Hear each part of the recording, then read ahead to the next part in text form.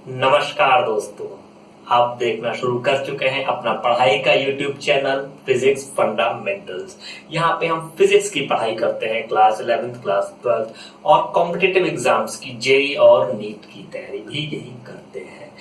आज क्या करने वाले हैं आज हम क्लास 12th का पहला चैप्टर लेकर के आए हैं, इलेक्ट्रिक चार्ज एंड फील्ड। इस चैप्टर में हम इलेक्ट्रिक चार्ज के बारे में पढ़ेंगे, फील्ड के बारे में पढ़ेंगे। आप लोगों में से जिसने अभी तक मेरा चैनल सब्सक्राइब नहीं किया है वो सब्सक्राइब कर ले। तो बिना समय वेस्ट किए हुए हम शुरू करते हैं। तो बच्चों, चार्जेस क्या होते हैं? हेडिंग डालिए चार्ज।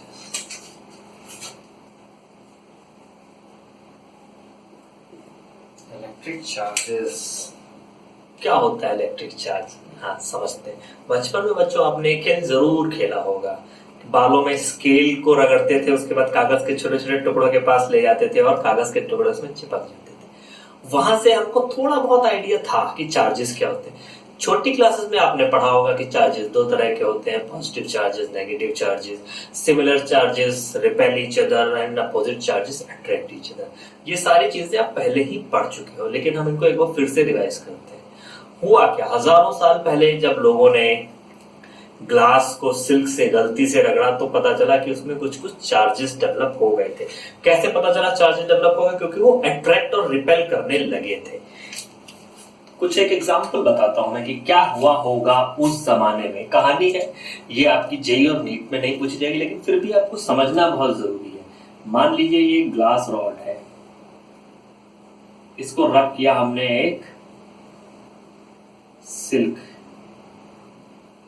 क्लॉथ के साथ। रब करने के बाद क्या हुआ कि जब ग्लास रॉड और सिल्क क्लॉथ को पास पास लेके आया तो दोनों एक दूसरे को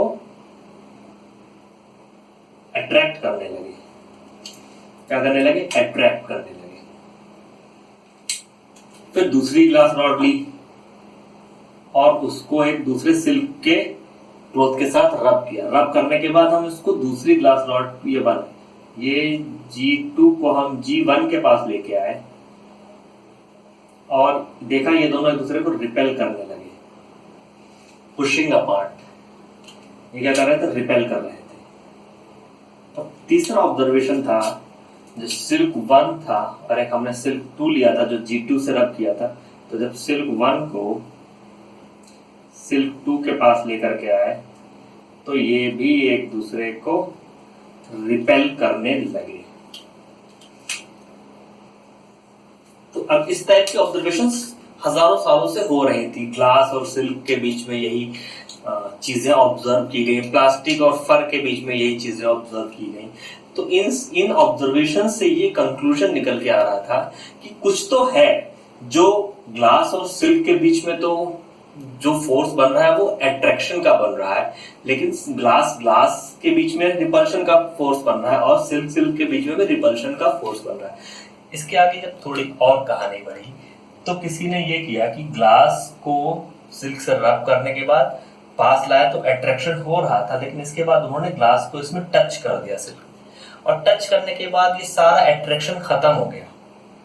तो इससे ये समझ में आया कि शायद यहाँ पे कोई चीज थी जो फ्लो करके अलग हुई थी, जिसकी वजह से अट्रैक्शन हो रहा था। अब वो चीज आपस में जुड़ गई है और न्यूट्रलाइज हो गई। तो ये सारे एक्सपेरिमेंट्स, ऑब्जर्वेशंस हजारों साल तक होती रही और ये कंक्लूजन निकला कि दो तरह के चार्जेस होते हैं, पॉजिटिव और negative charges. Positive and negative opposite charges attract करते हैं, सेम चार्जेस रिपेल करते हैं।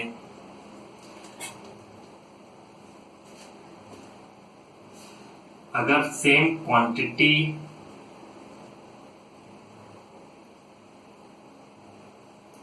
Of opposite charges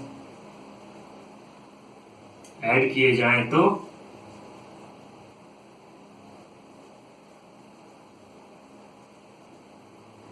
then they neutralize each other.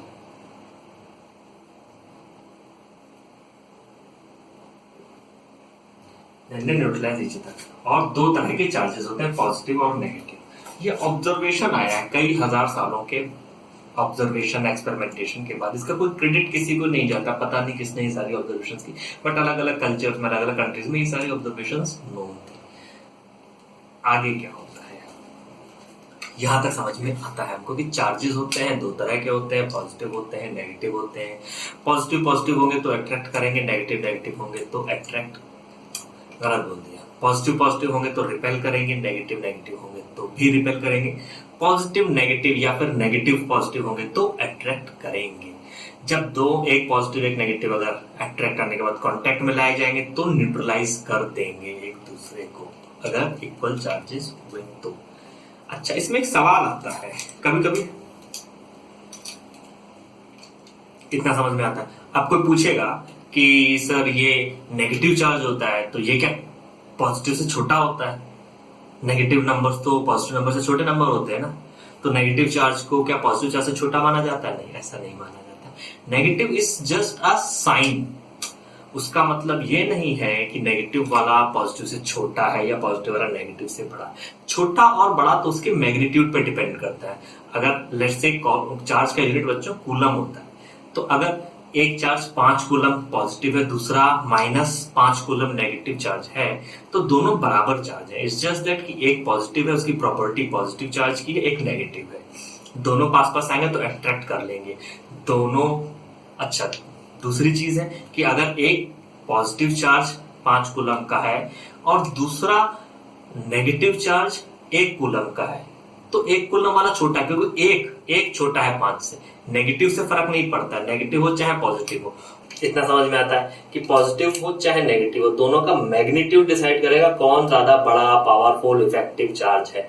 Sign से कोई फर्क नहीं पड़ता, पॉजिटिव भी उतना ही अच्छा या बुरा है जितना अच्छा या बुरा नेगेटिव साइन है। ठीक है, इसके बाद आपका अगला टॉपिक आता है कंडक्टर और इंसुलेटर। छोटी क्लासेस में आपने पढ़ा होगा कि कंडक्टर क्या होता है, जो इलेक्ट्रिसिटी कंडक्ट करे। इंसुलेटर क्या होता है, जो इलेक्ट्रिसिटी कंडक्ट ना करे। होता क्या बच्चों, देखो, कंडक्टर हो चाहे इंसुलेटर हो, ये दोनों बने किस चीज से होते हैं? मॉलिक्यूल से। मॉलिक्यूल किससे बना होता है? एटम से। और एटम के अंदर क्या होता है? इलेक्ट्रॉन और प्रोटॉन। इंसिडेंटली कंडक्टर में भी बहुत सारे इलेक्ट्रॉन होते हैं और इंसुलेटर में भी बहुत सारे इलेक्ट्रॉन होते हैं, लेकिन कोई भी एलिमेंट या कोई भी मटेरियल कंडक्टिंग तब बनता है जब उसके इलेक्ट्रॉन इजी टू मूव हो, मतलब कि खुले हो। अगर इलेक्ट्रॉन टाइटली बॉन्ड है तो कंडक्शन में हेल्प नहीं करते और इसलिए वो इंसुलेटर बन जाता है। जैसे कि मेटल्स में क्या होता है, जो कंडक्टर होते हैं उनका इलेक्ट्रॉन लूजली बाउंड होता है, तो लूजली बाउंड होने की वजह से एक इलेक्ट्रॉन एक एटम से दूसरे एटम मूव कर जाता है। जब वो मूव कर सकता है तो जरा सा हम इलेक्ट्रिक फील्ड अप्लाई करते हैं, करंट फ्लो करने लगता है, इसलिए वो कंडक्टर बन जाता है। इंसुलेटर में भी इलेक्ट्रॉन होते हैं, प्रोटॉन होते हैं, लेकिन वो लूजली बॉन्ड नहीं होते, अपने अपने एटम से बहुत टाइटली बॉन्ड होते हैं। जब टाइटली बॉन्ड होते हैं तो वो थोड़ा इलेक्ट्रिक फील्ड लगाने से लूज नहीं होते और मूव नहीं करते फ्रीली। इसलिए आपने ध्यान से देखा होगा तो जितने भी इंसुलेटर होते हैं उनपे लिमिट लिखी होती है कि इंसुलेटेड टिल दिस फील्ड। अगर उससे ज्यादा फील्ड अप्लाई करोगे तो वो इंसुलेटर ब्रेक डाउन हो जाएगा। तो इस तरह से कंडक्टर और इंसुलेटर दो तरह के मटेरियल होते हैं। आगे हम पढ़ेंगे सेमीकंडक्टर में भी। सेमीकंडक्टर एक अलग तरह का मटेरियल होता है, वो हम तब पढ़ेंगे और समझेंगे कि उसकी क्या प्रॉपर्टीज होती है। चार्जिंग बाय इंडक्शन क्या होता है और इसका क्या सिग्निफिकेंस है? देखो, अगर मैं एक चार्ज्ड रॉड, ये पॉजिटिव चार्ज है, को एक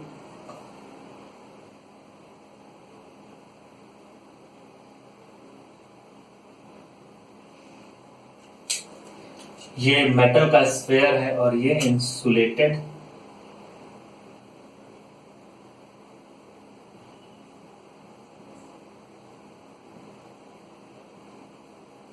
ग्राउंड से इंसुलेटेड है, मेटल स्फीयर है। ठीक है, अब एक चार्ज रॉड अगर हम मेटल स्फीयर के पास लाते हैं तो होता क्या है? मेटल में होते हैं इलेक्ट्रॉन और प्रोटॉन। इलेक्ट्रॉन फ्रीली मूवेबल होते हैं क्योंकि मेटल तो होते हैं कंडक्टर। तो होगा क्या कि यहाँ पे इलेक्ट्रॉन्स थोड़े से इलेक्ट्रॉन यहाँ जमा हो जाएंगे और उनकी अगेंस्ट यहाँ के इलेक्ट्रॉन्स कम हो जाएगा, तो यहाँ पे थोड़े से पॉजिटिव चार्जेस जमा हो जाएंगे। तो इवन दो इस मेटल स्फेयर को पे कोई चार्ज नहीं है, नेट चार्ज इस पे अभी भी जीरो है। जितने इलेक्ट्रॉन इधर जमा हुए उतने ही पॉजिटिव आयंस, पॉजिट्रॉन्स यहाँ पे प्लस में पड़े हुए हैं। नेट चार्ज अभी भी जीरो है, लेकिन चार्ज थोड़ा सा डिफरेंस हो गया है। इधर नेगेटिव एक्यूमुलेट हो गया, उस तरफ पॉजिटिव एक्यूमुलेट हो गया है। अब हमें क्या करना है, थोड़ी देर के बाद अगर हम स्टेप 1 था ये, अब स्टेप 2 में क्या करेंगे, हम इसको ग्राउंड कर देंगे। जैसे ही हमने इसको ग्राउंड किया, पॉजिटिव वाला पार्ट जो यहाँ पर एक्यूमुलेटेड था, अर्थ से इलेक्ट्रॉन्स आएंगे और यहाँ को न्यूट्रलाइज कर देंगे। This part would be neutralised.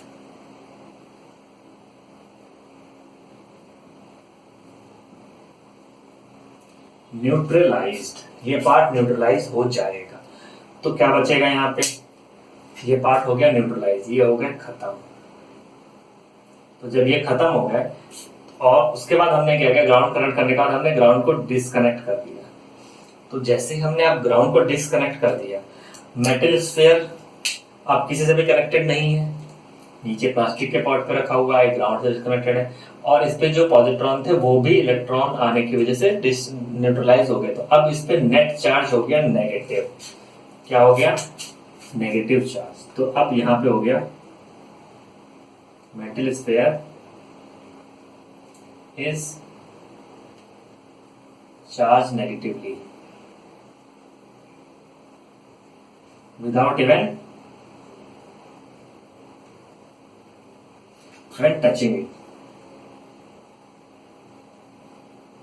हमने उसको टच भी नहीं किया, हमने सिर्फ एक पॉजिटिव चार्ज रॉड लाए थे और उसके बाद मेटल स्फीयर के फार एंड को ग्राउंड से कनेक्ट कर दिया, और इसकी वजह से मेटल स्फीयर नेगेटिवली चार्ज हो गया। इसको बोलते हैं चार्जिंग बाय इंडक्शन। इंडक्शन के थ्रू चार्ज हुआ है, ठीक है, ये समझ में आता है। अब हम अगर अपने पुराने एग्जाम्पल पे चले, ये हमारी स्केल थी जिसको हम बालों में रब करने के बाद ला रहे थे कागज के टुकड़ों के पास, और कागज के टुकड़े इसकी तरफ अट्रैक्ट हो रहे थे, यही हो रहा था ना। तो क्या होता होगा अगर हम इसी को मैक्रोस्कोपिक बनाए, इसको ये अभी छोटा सा, इसको यहाँ पे इतना बड़ा बनाएगा, तो ये है मेरा स्केल और ये है मेरा कागज का टुकड़ा, ठीक है। कागज के टुकड़े में भी लेट्स से स्केल में है मेरे पास positive charge,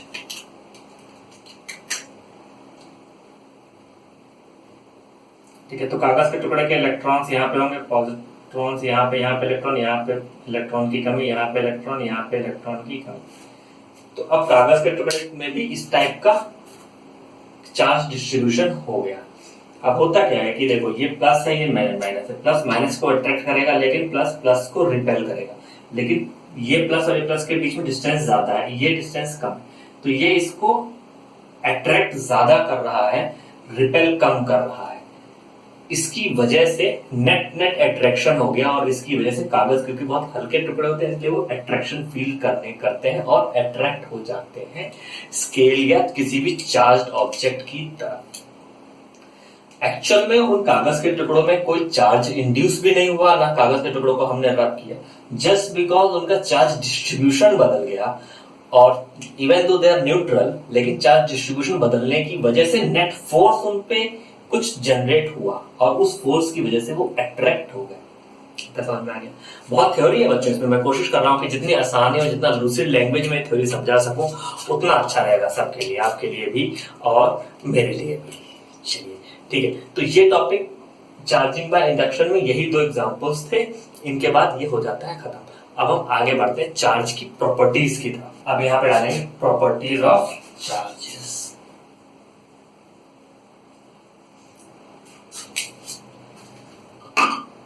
properties of charges क्या होती है? चार्जेस की प्रॉपर्टीज 3 प्रॉपर्टीज होती है चार्जेस की, 3 प्रॉपर्टी।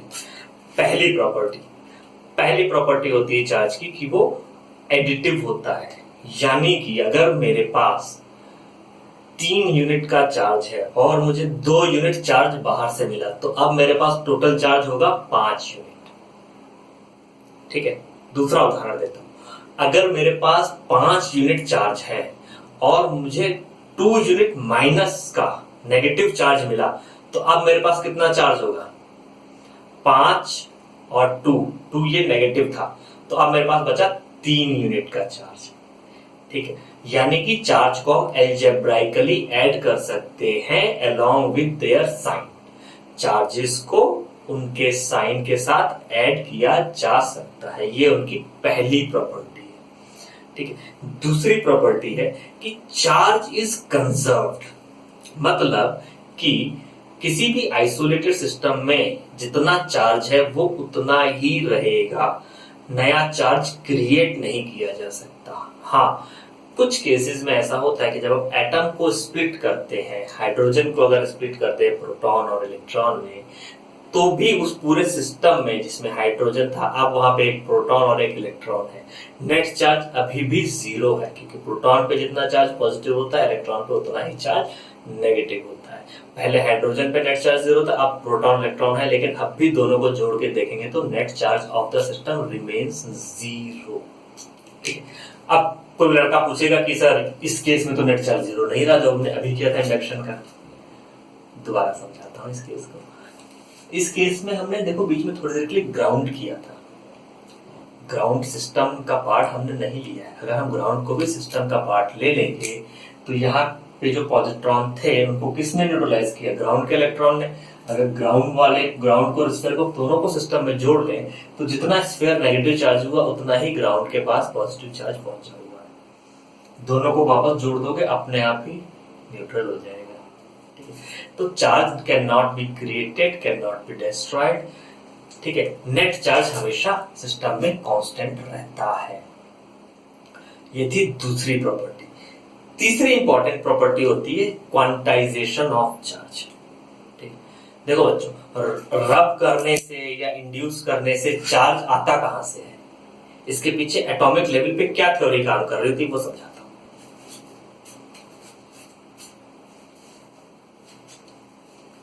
लेकिन उससे पहले मैं तीनों प्रॉपर्टीज आपके यहां पे लिख देता हूं। ठीक है, पहली प्रॉपर्टी थी आपकी,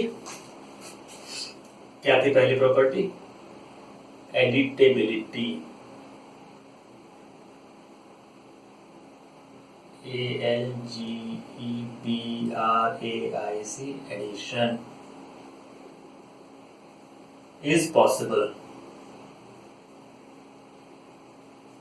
ठीक है, दूसरी प्रॉपर्टी थी charge can not be created, conservation of charge, conservation of charge. तीसरी प्रॉपर्टी है क्वांटाइजेशन ऑफ चार्ज,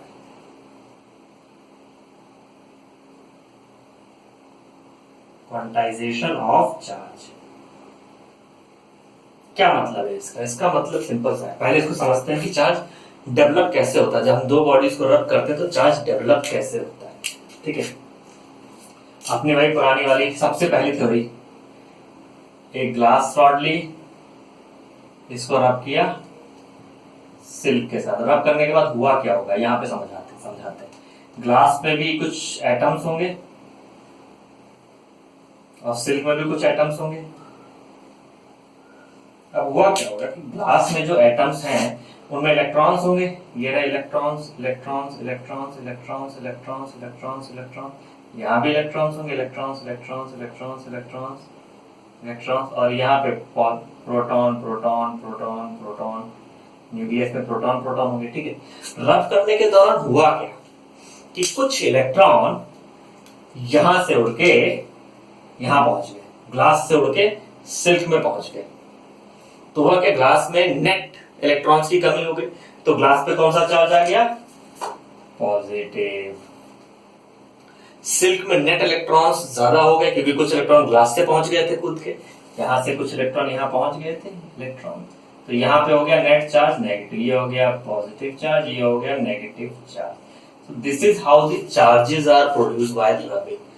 इलेक्ट्रॉन का ही मूवमेंट होता है। तो मिनिमम चार्ज कितना हो सकता है? मिनिमम किसी भी ऑब्जेक्ट पे कम से कम कितना चार्ज हो सकता है? मिनिमम पॉसिबल चार्ज इज, बताओ, is charge of electron. Charge of electron, electron के चार्ज से कम चार्ज तो बन ही नहीं सकता ना, और इलेक्ट्रॉन को तोड़ा नहीं जा सकता, तो इलेक्ट्रॉन से कम चार्ज एग्जिस्ट नहीं करता। इसका मतलब ये हुआ कि चार्ज की छोटे छोटे क्वांटिटी होती है, कंटिन्यूअस नहीं होता, एक इलेक्ट्रॉन, दो इलेक्ट्रॉन, तीन इलेक्ट्रॉन। तो इसलिए एक प्रॉपर्टी होती है चार्ज की, क्वांटाइजेशन ऑफ चार्ज की, कंटिन्यूअस नहीं होता, इलेक्ट्रॉन के पैकेट्स में आता है। 2000 इलेक्ट्रॉन का चार्ज बना, 5000 इलेक्ट्रॉन का चार्ज बना, 1 इलेक्ट्रॉन का चार्ज बना, एक से कम का नहीं बन सकता।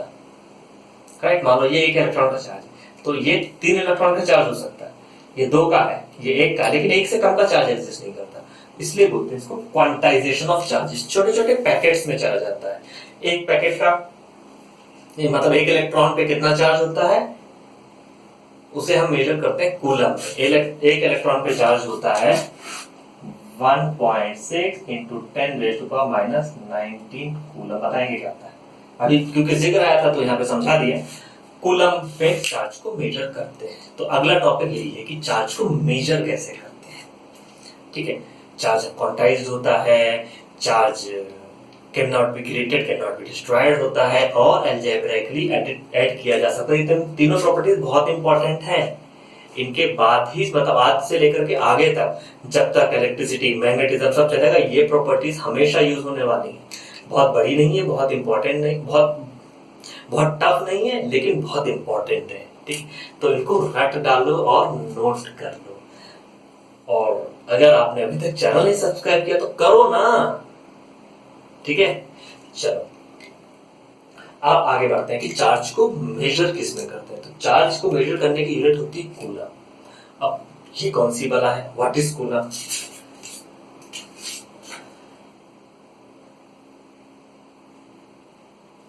ये क्या होता है?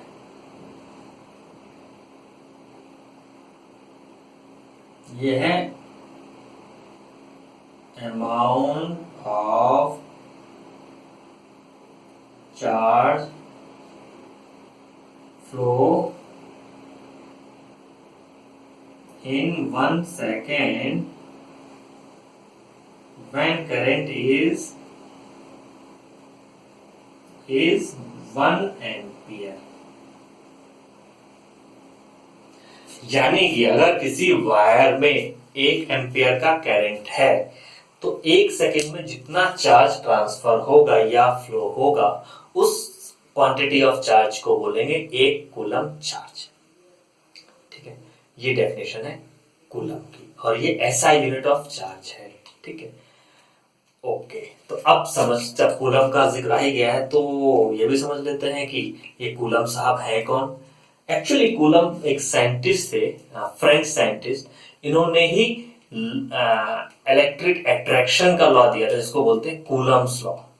जैसे अपना ग्रेविटेशन का लॉ है, वैसे ही कूलम्स लॉ भी है, ऑलमोस्ट एक जैसा है। ग्रेविटेशन का लॉ क्या बोलता था कि force between to masses is Gm1m2 upon r²।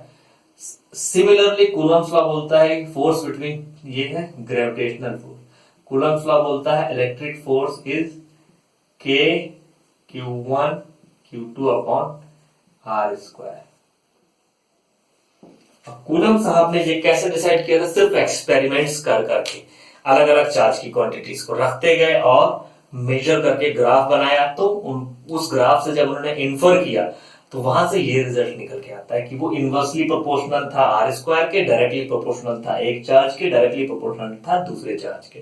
तो जब डायरेक्टली प्रोपोर्शनल चार्ज के था, इनवर्सली प्रोपोर्शनल r² के था, तो उन्होंने ये फॉर्मूला निकाला। उनको तब तक चार्जेस को मेजर कैसे करते हैं ये पता नहीं था, सिर्फ रिलेटिवली निकाला, डबल चार्ज है कि हाफ चार्ज है, उसके बेसिस पे उन्होंने ये फॉर्मूला डिराइव किया था। It was a very big feat at that time, 18th century की बात है। उसके बाद ही उनके ओनर में चार्ज को मेजर करने की यूनिट का नाम कूलम रखा गया। तो अब हम लिखते हैं कि कूलम लॉ क्या होता है। ये कूलम लॉ का फॉर्मूला है, आगे यही काम आएगा, लेकिन यहां तक इसमें सारी चीजें क्या हैं इसको और थोड़ा डिटेल में पढ़ते हैं। तो हेडिंग डालिए Coulomb's law.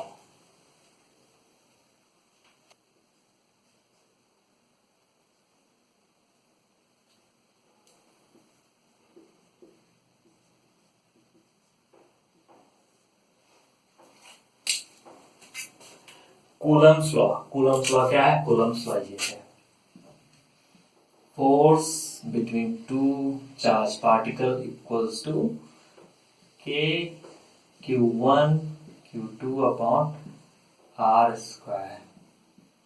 k constant, q1 charge 1, q2 is charge 2, r separation, distance between two charges। ठीक है, force between two charges separated by distance r is given by k q1 q2 upon r square। Inverse square law है ये, inverse square property को follow करता है, जैसे कि हमारा ग्रेविटेशन का लॉ भी इनवर्स स्क्वायर ऑफ डिस्टेंस को फॉलो करता है। ठीक है, अच्छा ये समझ में आता है। अब ये k क्या चीज है? k की वैल्यू होती है, अगर न्यूमेरिकली मेजर किया जाए तो 9 into 10 raise to the power 9 होती है। यूनिट क्या होती है? यूनिट होती है न्यूटन मीटर स्क्वायर पर कूलम स्क्वायर। इसको कहते क्या? 1/4 पाई एप्सिलॉन नॉट बोलते हैं। ये 9 into 10 raise to power 9 newton metre square पर कूलम स्क्वायर है। एप्सिलॉन नॉट क्या होता है? एप्सिलॉन नॉट की वैल्यू होती है 8.85 into 10 raise to power -12। Epsilon इधर आ जाएगा, फोर्स नीचे चला जाएगा। कूलम स्क्वायर पर न्यूटन, कूलम स्क्वायर पर न्यूटन पर मीटर स्क्वायर। इसको बोलते हैं परमिटिविटी ऑफ फ्री स्पेस। क्या बोलते हैं? Permittivity of free space. Permittivity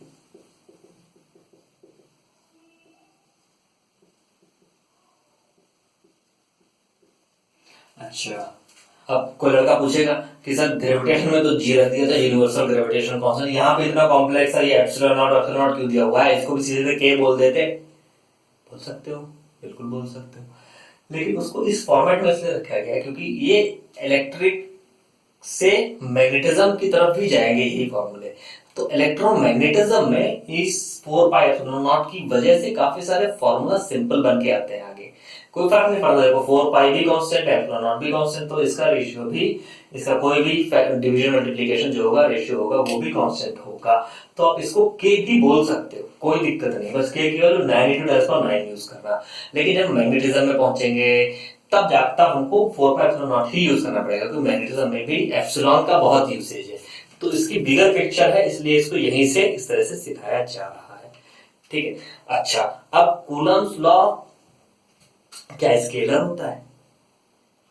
मतलब कूलम्स लॉ के थ्रू जो फोर्स आया ये भी तो वेक्टर होगा ना, फोर्स की तो डायरेक्शन होनी चाहिए, फोर्स बिना डायरेक्शन के तो एग्जिस्ट नहीं करता। तो कूलम्स आपने जो निकाला था वो ये निकाला था, अब इसमें डायरेक्शन कहां से निकलेगी ये भी बताते हैं, और पूरा का पूरा कूलम्स लॉ को समझते हैं।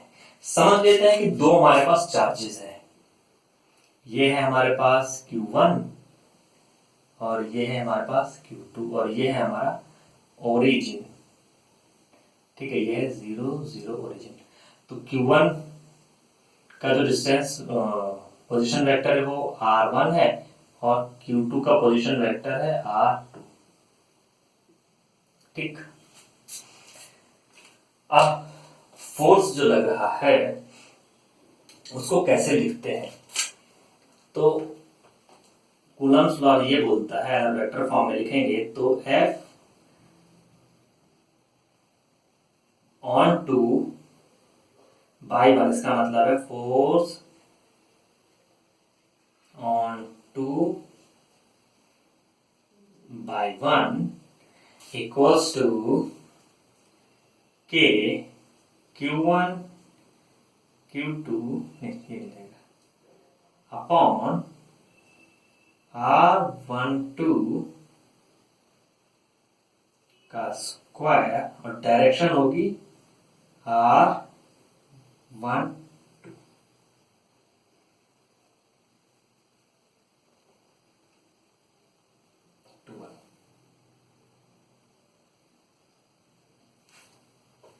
R21 का मतलब होता है फ्रॉम वन टुवर्ड्स टू।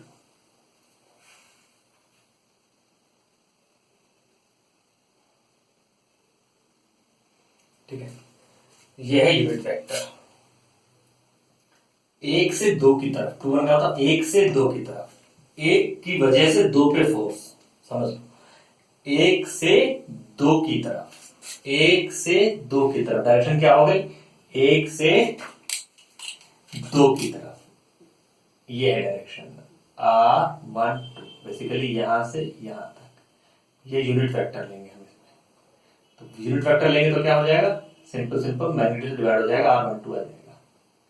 तो एक से दो की तरफ ये डायरेक्शन होगी, force on two by one, direction from one towards two. अच्छा, इस फॉर्मूले ने कवर कर लिया है आपका चार्जेस के साइन को भी। कैसे कवर किया, अगर दोनों सिमिलर चार्जेस हैं तो पॉजिटिव डायरेक्शन आ गई, तो वन से टू की तरफ, यानी कि रिपल्शन हो रहा है, टू पे फोर्स लग रहा है वन से और डायरेक्शन है ये, वन पे लग रहा है फोर्स, टू से डायरेक्शन ये आ जाएगी। और अगर एक चार्ज पॉजिटिव एक चार्ज नेगेटिव है तो नेट रिजल्ट यहाँ पे नेगेटिव आएगा, पॉजिटिव नेगेटिव का मल्टीप्लाई करेंगे और R21 की जगह R12 उल्टा हो जाएगा, R21 का उल्टा, 21 अगर इस डायरेक्शन में था तो 21 का उल्टा इस डायरेक्शन में हो जाएगा, तो Q2 पे फोर्स तो इतना लगेगा, डायरेक्शन ये वाली होगी। तो direction is this when both when positive, direction is this when negative, और यही होना भी चाहिए। अगर पॉजिटिव रिजल्ट आएगा ये तो इसका मतलब दोनों सेम चार्जेस है, सेम चार्जेस है तो रिपल होंगे, और अगर ये इसकी वैल्यू नेगेटिव आ गई Q1 Q2 के प्रोडक्ट की, तो इसका मतलब दोनों में से दोनों अपोजिट है, और अपोजिट होंगे तो अट्रैक्ट होंगे, तो Q2 Q1 की तरफ अट्रैक्ट होगा। सिर्फ टू की बात हो रही है, टू पे दो तरह के फोर्स लगेंगे, अगर सेम चार्जेस है तो रिपल्शन का फोर्स लगेगा, अपोजिट चार्जेस है तो साइन नेगेटिव आ जाएगा और अट्रैक्शन का फोर्स लगेगा, और ये दोनों चार्जेस के साइन इस फॉर्मूले में कवर होते हैं। ज्यादा कॉम्प्लेक्स नहीं है, बहुत परेशान नहीं होना, सिर्फ दो ही चीजें समझनी है, मैग्नीट्यूड निकलेगी ऐसे, डायरेक्शन निकलेगी साइन सेम है या उल्टा है इनके बेसिस पे। ठीक है, ओके, आगे बढ़ते हैं। चलो एक एग्जांपल करते हैं। ठीक है, एग्जांपल बहुत सिंपल सा है, बहुत ही सिंपल सा एग्जांपल है, कुछ ज्यादा दिमाग नहीं लगाना है। एग्जांपल है ये कि हमने जो अभी क्वांटाइजेशन ऑफ चार्ज वाला कॉन्सेप्ट पढ़ा था, उसको एक उदाहरण से समझते हैं। ठीक है, उदाहरण, ठीक, उदाहरण है ये कि अगर 10⁹ इलेक्ट्रॉन पर सेकेंड ट्रांसफर हो रहे हैं, मूविंग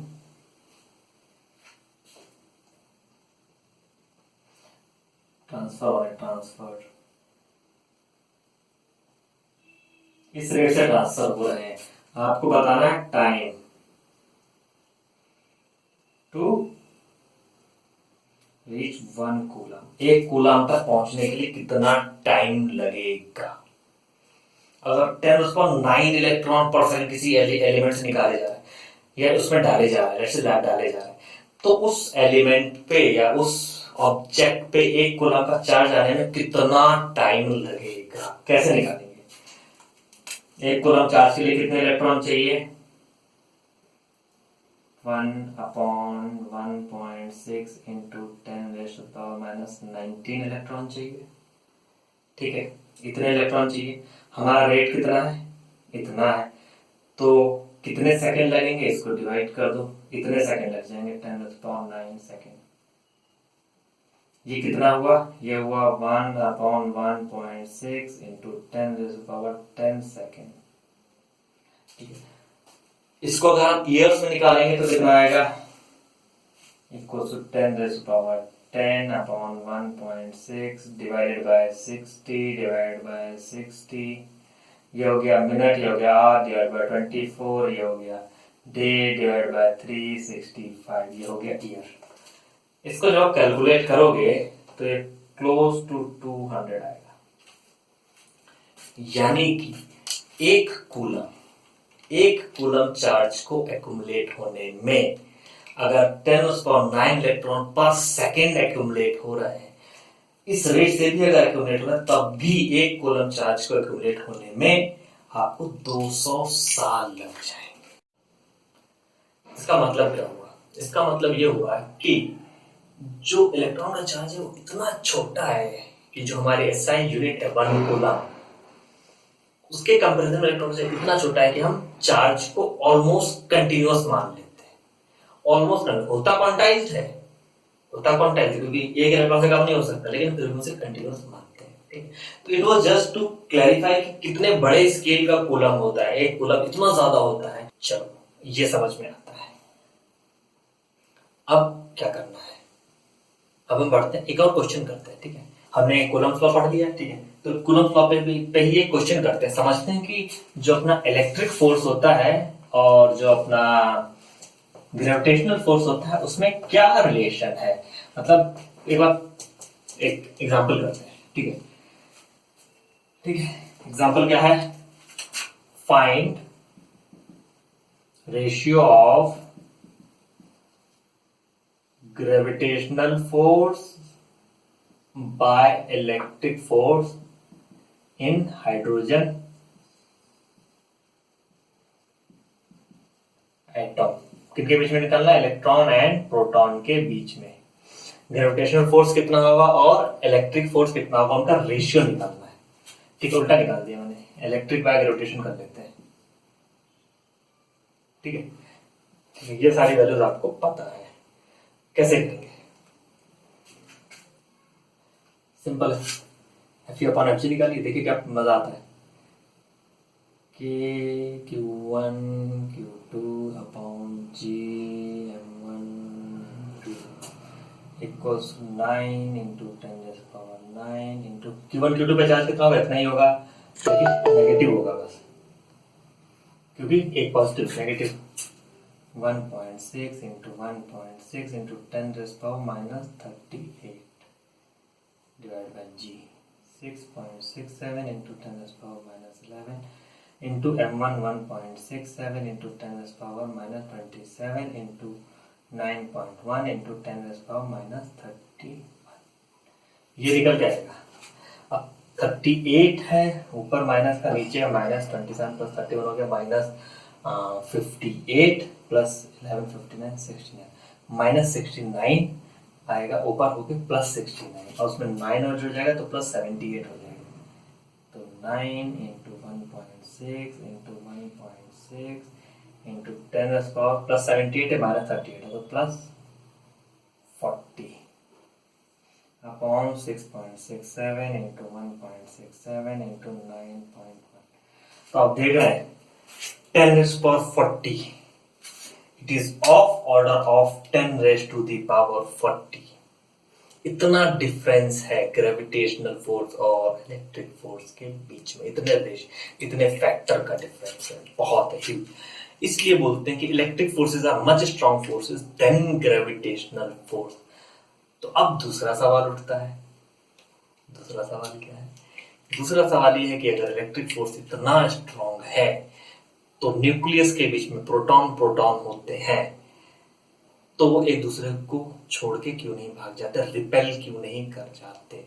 उसका जवाब है कि न्यूक्लियस के अंदर एक और स्ट्रॉन्ग फोर्स होता है जिसको हम स्ट्रॉन्ग फोर्स ही बोलते हैं, वो शॉर्ट रेंज फोर्स होता है और उसे न्यूक्लियर फोर्स भी बोलते हैं। तो nuclear force is responsible for binding together all the protons of nucleus. ठीक है, और क्वेश्चंस करेंगे इस पे इलेक्ट्रॉन प्रोटॉन न्यूक्लियस से, ताकि अपने को और क्लैरिटी हो जाए। ठीक है, आगे बढ़ते हैं। ये समझ में आ गया? अभी तक हमने क्या क्या पढ़ लिया? अभी तक हमने पढ़ लिया कि चार्जेस क्या होते हैं, अपोजिट चार्जेस अट्रैक्ट करते हैं, सेम चार्जेस रिपेल करते हैं, इंडक्शन के थ्रू कैसे चार्ज हम करते हैं किसी भी ऑब्जेक्ट को। हम जब सिर में स्केल रगड़ के कागज के पास ले जाते थे तो कागज क्यों उसकी तरफ अट्रैक्ट होता था। हमने कूलम लॉ पढ़ लिया, चार्ज को मेजर कैसे करते हैं कूलम से वो पढ़ लिया, कूलम की डेफिनेशन पढ़ ली। और अब हम समझने वाले हैं कि अगर एक जगह पे दो से ज्यादा चार्जेस हैं तो कैसे एक दूसरे को इन्फ्लुएंस करने वाले हैं। ठीक है, हेडलाइन डालिए, more than one charges, Coulomb's law when there are more than one charges, कुछ भी ऐसे हेडलाइन डाल दीजिए। ठीक है, कूलम लॉ का ही एक एक्सपेंशन है।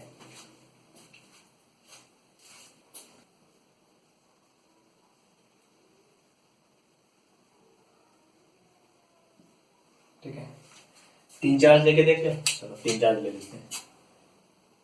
ये है Q1, Q2, Q3, तीन चार्जेस लिए हुए हैं हमने। ठीक है, उन तीनों चार्जेस को जोड़ती हुई स्ट्रेट लाइन है, ऐसी बनेगी वो। ठीक है, अब हमें निकालना है कि Q1 पे कितना फोर्स लग रहा होगा। कुछ फोर्स Q2 की वजह से लग रहा होगा, कुछ फोर्स Q3 की वजह से लग रहा होगा। तो एक इसमें एक प्रॉपर्टी होती है, जो एक रूल है वो कूलम्स लॉ भी फॉलो करता है, वो होता है सुपर इम्पोजिशन प्रिंसिपल। क्या होता है उसमें यह होता है कि Q1 पे Q2 जो फोर्स लगा रहा है वो Q3 या किसी और चार्ज की प्रेजेंस की वजह से डिस्टर्ब नहीं होता है, इंपैक्ट नहीं पड़ता है उस पे। फॉर एग्जाम्पल, अगर Q3 नहीं होता तो Q1 पे फोर्स जो लग रहा था, फोर्स ऑन 1/2, वो कितना था कि Q1 Q2 upon R square, और डायरेक्शन क्या थी R21। ठीक है, ये डायरेक्शन थी। फोर्स ऑन 1/2 R12, ये डायरेक्शन थी। ठीक है, अब भी वही रहेगी, सिर्फ एक और चीज ऐड हो जाएगी कि फोर्स ऑन 1/3, ये कितना होगा कि Q1 Q3 अपॉन R, इसको भी हम करेंगे 1/2 का स्क्वायर था, मॉड था, R13 का स्क्वायर, डायरेक्शन क्या होगी R13। यानी कि अब इस पे दो फोर्स लग रहे हैं, एक फोर्स इधर लग रहा होगा बिकॉज ऑफ 2, एक फोर्स इधर लग रहा होगा, और इन दोनों को जब हम ऐड कर देंगे तो ये आ जाएगा F नेट। डायरेक्शन क्या आएगी, इन दोनों का वेक्टर एडिशन। तो प्रिंसिपल क्या है, सुपर इम्पोजिशन प्रिंसिपल।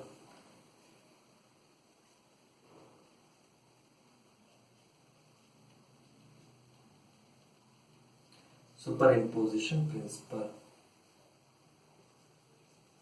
क्या कहता है प्रिंसिपल, कि फोर्स जो है एक चार्ज का दूसरे चार्ज के ऊपर जितना फोर्स लग रहा है वो किसी तीसरे चार्ज की वजह से इंपैक्ट नहीं होता है। बजाय इंपैक्ट होने के हम एक पॉइंट पे, एक चार्ज पे सारे चार्जेस के थ्रू फोर्स लगा देंगे और उनका वेक्टर सम कर देंगे तो नेट फोर्स मिल जाएगा। यही कॉन्सेप्ट हम यूज करेंगे आगे की सारे न्यूमेरिकल्स में। काफी इंपॉर्टेंट कॉन्सेप्ट है, फिर से समझ लीजिए कि अगर दो से ज्यादा चार्ज प्रेजेंट है तो किसी भी एक चार्ज पे जो फोर्स लगेगा वो बाकी सारे चार्जेस के द्वारा इंडिविजुअल फोर्स निकाल के उनको वेक्टर सम किया जा सकता है। इंडिविजुअल फोर्सेस निकाल के वेक्टर सम किया जा सकता है। इसमें ही थोड़ा सा और चीज बढ़ाते हैं, मान लो यहां पर एक Q4 भी होता तो Q1 पे क्या फोर्स लग रहा होता, एक इधर की तरफ भी फोर्स लग रहा होता। कैसा लग रहा होता, ऐसा लग रहा होता है, F on 1 बिकॉज ऑफ 4। ठीक, अब इन तीनों को जोड़ा जाता है तो नेट इधर की वजह यहां कहीं आता।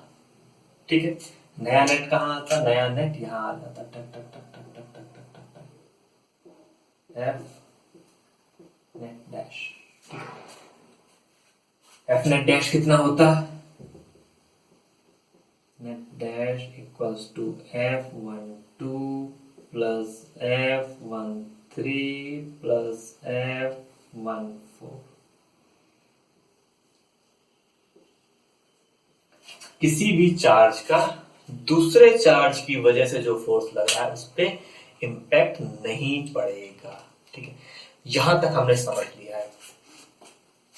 ठीक है, तो एक बार फिर से रिवाइज कर लेते हैं हमने क्या क्या पढ़ा। हमने पढ़ा पहले, सबसे पहले कि हमने पुरानी थ्योरी पढ़ी कि चार्जेस क्या होते हैं। सिमिलर चार्जेस रिपेल करते हैं, अपोजिट चार्जेस अट्रैक्ट करते हैं। हमने वो वाला एक्सपेरिमेंट भी समझे कि कैसे स्केल को रब करने के बाद कागज की तरफ अट्रैक्ट हो जाता है। हमने चार्ज की डेफिनेशन पढ़ी, चार्ज को मेजर कैसे करते हैं ये पढ़ा। हमने चार्ज की प्रॉपर्टीज पढ़ी, 3 प्रॉपर्टीज पढ़ी थी हमने चार्ज की। क्या क्या 3 प्रॉपर्टीज थी? पहली प्रॉपर्टी थी कि चार्ज का एडिशन किया जा सकता है साइंस के साथ। दूसरी प्रॉपर्टी थी कि ये कंजर्व्ड होता है, और तीसरी प्रॉपर्टी थी कि ये क्वांटाइज्ड होता है। ठीक है, उसका हमने कूलम्ब्स लॉ पढ़ा, कूलम्ब्स लॉ का वेक्टर फॉर्म पढ़ा, और अब हमने सीखा कि अगर दो से ज्यादा चार्जेस भी प्रेजेंट हैं तो उनकी वजह से एक दूसरे पे जो फोर्स लगाया जाएगा वो इंडिविजुअली निकाल के जोड़ा जा सकता है। ठीक है, तो ये सुपर इम्पोजिशन प्रिंसिपल होता है, ये भी हमने पढ़ लिया। थ्योरी ही चल रही है, लेकिन आगे की कई वीडियोस में भी थ्योरी चलेगी। आगे हम समझने वाले हैं फील्ड का कॉन्सेप्ट, हम समझेंगे गॉस डाइपोल क्या होता है, फ्लक्स लाइंस क्या होती हैं, फील्ड लाइंस क्या होती हैं, और उसके बाद हम गॉस लॉ को समझेंगे। ये 3 बड़े सेक्टर्स में ये पूरा चैप्टर खत्म होगा। उसके बाद हम करेंगे एनसीईआरटी के सारे क्वेश्चन सॉल्व, एक एक क्वेश्चन सॉल्व करेंगे एनसीईआरटी का, और उसके बाद हम कुछ और भी क्वेश्चंस करेंगे प्रीवियस ईयर के, जेई के क्वेश्चन, एससी वर्मा सर की बुक के क्वेश्चन, डीसी पांडे की बुक के क्वेश्चंस भी करेंगे। तो यहाँ पे सब कुछ मिलने वाला है आपको। अगर आपने अभी तक चैनल सब्सक्राइब नहीं किया है या वीडियो लाइक नहीं किया है तो लाइक या सब्सक्राइब करिए, अपने दोस्तों के साथ भी शेयर करिए। चलिए, थैंक यू।